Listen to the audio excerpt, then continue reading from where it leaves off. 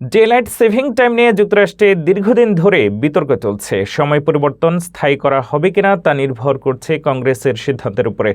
President Donald Trump বিষয়টিতে সমর্থন জানালেও আইন পরিবর্তনের জন্য আনুষ্ঠানিক প্রক্রিয়া প্রয়োজন। তাই আগামী দিনে এই ইস্যুতে রাজনৈতিক আলোচনা ও আইনগত পদক্ষেপই নির্ধারণ করবে চূড়ান্ত সিদ্ধান্ত।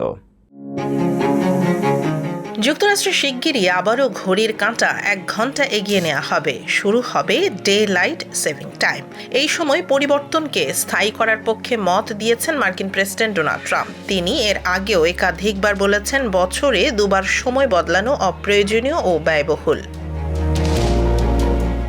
ডে-লাইট সেভিং টাইম যুক্তরাষ্ট্রে 100 বছরেরও বেশি সময় ধরে ফেডারেল আইনের অধীনে চালু আছে।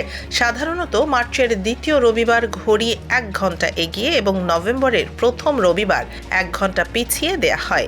এটি প্রথম আইন হয় 1918 সালে। পরে 1966 সালের ইউনিফর্ম টাইম অ্যাক্ট অনুযায়ী বর্তমান নিয়ম চালু হয়। এই আইন পরিবর্তন করতে হলে কংগ্রেস বা সংশ্লিষ্ট কর্তৃপক্ষের অনুমোদন প্রয়োজন। ট্রাম্প 2019 সালে এটিকে স্থায়ী করার পক্ষে সমর্থন জানান। 2024 ও 2025 সালেও তিনি সময় পরিবর্তন বাতিলের ইঙ্গিত দিয়েছেন। তবে পরে বিষয়টিকে 50-50 ইস্যু বলে উল্লেখ করেন। তার মতে কেউ সন্ধ্যায় বেশি আলো চান, কেউ সকালে।